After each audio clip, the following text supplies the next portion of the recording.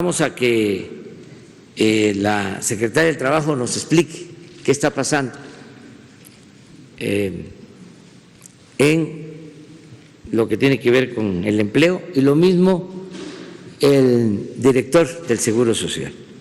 Esta gráfica es a partir del primer caso detectado del COVID del 29 de febrero, cómo había sido el comportamiento según los datos del Instituto Mexicano del Seguro Social.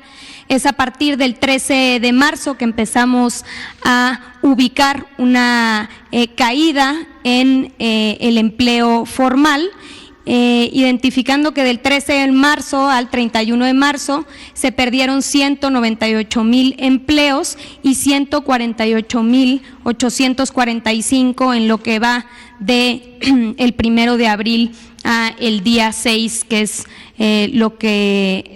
hasta el corte que tenemos al día de hoy. Es decir, entre el 13 de marzo y el 6 de abril se han perdido 346,878 puestos de trabajo. Adelante. Esto puede mostrar cuáles son las entidades federativas donde se registra mayor baja por parte de los empleadores a sus trabajadores. Las 6 entidades con la mayor pérdida de empleo se ubican en la parte de Quintana Roo, en la Ciudad de México, en Nuevo León, Jalisco, Estado de México y Tamaulipas. Estas entidades registran el 56% del total de las separaciones de los trabajadores al Instituto Mexicano del Seguro Social. Adelante. Esta gráfica es muy relevante y queremos hacerla notar. Ya decía el presidente cómo se ha venido mostrando respecto al tamaño de empresa la separación de los trabajadores. Esta gráfica muestra cómo las microempresas de 1 a 5 trabajadores son las que más han resistido y más han mostrado solidaridad frente a sus trabajadores, dando de baja menos, o una parte muy mínima si uno lo compara con las empresas de 6 a 50 trabajadores, y esta que representa la enorme mayoría, que es de más de 50 trabajadores, de 50 a más de 1,000 trabajadores. Entonces, podemos ver aquí cómo son las grandes empresas, no todas, son algunas, pero se registra en este tamaño de empresas donde mayor separación ha habido de los trabajadores. Y luego esta barra la podemos ver también aquí en proporciones. Podemos ver que las empresas con más de 1,000 trabajadores representan el 25%. De 500 a 1,000 trabajadores, 19%, de 251 a 500 trabajadores, 22%, y de 51 a 250, 34%. Esto muestra así que ubicamos, insisto, en aquellas empresas que tienen mayor capacidad de resistencia, que son las primeras que ante esta emergencia han separado a los trabajadores. Adelante. Esta rápidamente es una muestra ya por empresa, y también detectamos este comportamiento a través del cual de un día a otro dan a su plantilla entera de baja y quedándose con 0 trabajadores. Aquí se puede mostrar cómo de un momento a otro una empresa da de baja a 669 trabajadores y se queda con 0, o a 597 trabajadores y se queda con 0. Y así podemos identificar, y hemos venido dando seguimiento puntual a todas estas empresas que tienen este comportamiento obviamente atípico de dar de baja a sus trabajadores la plantilla completa. En este sentido hemos venido insistiendo una cosa muy importante, y es que no existe fundamento legal frente a esta emergencia para separar a los trabajadores o para despedirlos.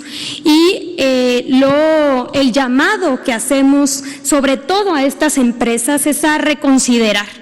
Consideramos que es un momento fundamental de solidaridad frente a los trabajadores e insistimos también que no existe fundamento para poder correr, despedir, dejar de pagar el salario a los trabajadores en esta época de emergencia sanitaria. Uno de los temas que hoy quisiéramos llamar a su atención es que el Seguro Social, en los datos que damos todos los 12 de mes, el famoso dato del empleo, lo que nos indica es del total de los empleos que se crearon y del total de las separaciones laborales, ¿cuál es el diferencial?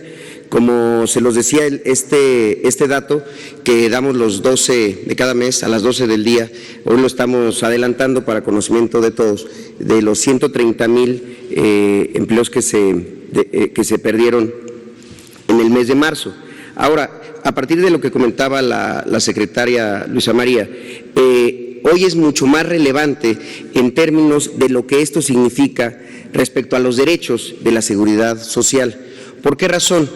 Porque al ver ese número más grande con el que sacamos la diferencia, la resta, es como podemos saber que el no pago de cuotas, cómo impacta a la atención médica. Ustedes saben que la seguridad social es un concepto amplio que incluye varios seguros, el seguro de las guarderías, por ejemplo, o la pensión, pero el más importante es el seguro de enfermedades y maternidad. Es el seguro que le permite a la gente ir a un hospital, a una unidad médica del Seguro Social. En ese sentido, si lo vemos en los números ya nominalmente, de estos trabajadores, que son la suma de los 130,000 de marzo, más los que se han ido perdiendo en lo que va de abril, hasta el 6 de abril, que es un número muy importante, el 38%, es decir, 130,000 trabajadores, en un lapso de 8 semanas, o sea que ya está contando, lo ponemos como 7 semanas porque estamos contando la 1 de abril, en un lapso de 8 semanas pierden su seguridad social. Es decir, un trabajador a la hora que es separado empiezan a contar 8 semanas y al cumplimiento de esas 8 semanas ya no tiene acceso a los servicios médicos del Seguro Social. Pero un dato todavía más preocupante es que el 62%, es decir, 216,000 trabajadores que fueron ya separados, como no tenían 8 semanas previas en su trabajo, la famosa cotización, como no tenían esas 8 semanas, la ley establece que ellos ya no tienen acceso a servicios de salud por parte del Seguro Social. Desde luego que los tienen en otras instituciones públicas, pero no en el seguro. ¿Por qué lo queremos hacer notar? Porque si bien nosotros en una situación regular, ordinaria, como la que tendremos de vuelta en la normalidad muy pronto, el dato que estamos observando todo el tiempo tiene que ver con el pago de las cuotas. Hoy queremos hacer notar a los patrones que el pago de las cuotas significa la posibilidad que sus trabajadores tengan seguridad social y en ese sentido tengan acceso a servicios médicos. En el contexto de una epidemia y de una pandemia es muy relevante, porque entonces ya no es nada más el cálculo contable que desafortunadamente muchos hacen con las cuotas del Seguro Social. Y lo digo por una razón. Es probable que un trabajador piense hoy que sigue estando contratado porque sigue estando su patrón pagándole la nómina. Y él puede estar muy tranquilo con eso y dice que bueno, mi patrón no me ha despedido. Pero en el momento en que nosotros observamos que dejó de pagar las cuotas, sí le decimos a ese patrón y sobre todo a ese trabajador que tiene que verificar la vigencia de sus derechos, porque en ese momento esa actitud de querer, entre comillas, ahorrarse las cuotas del IMSS significa dejarlos sin atención médica en un contexto de una epidemia y eso es muy grave. No, hoy más que nunca no se pueden ver las cuotas del Seguro Social en una contabilidad. Son cuotas que implican derechos y son cuotas que implican derechos a la salud y son derechos a la salud que pueden significar la vida o la muerte. Entonces, queremos hacer ese llamado, sobre todo a las empresas más grandes, porque lo observado y mencionado aquí por la secretaria es muy claro. Las empresas pequeñas, las microempresas han aguantado, tienen un comportamiento frente a sus trabajadores de mayor resistencia, de mayor solidaridad, pero las empresas grandes que están con todo el tiempo haciendo sus cuentas y sus cálculos a partir de las cuotas, hoy pueden poner en riesgo la vida de sus trabajadores. Nosotros estamos haciendo un esfuerzo, es lo que nos corresponde, para que esa atención sea oportuna, para que nuestros trabajadores tengan todo lo necesario. Pero sí necesitamos que ese sentido de solidaridad entre a la conciencia de los trabajadores que están haciendo estas prácticas. Por último, me parece que hay una lámina más. Bueno, es lo que mencionábamos ya, solo lo ponemos en un breve resumen. Cómo las empresas pequeñas están siendo solidarias con sus trabajadores porque saben que si los despiden o si dejan de pagar las cuotas del IMSS, eso significa que no puedan tener servicios de salud.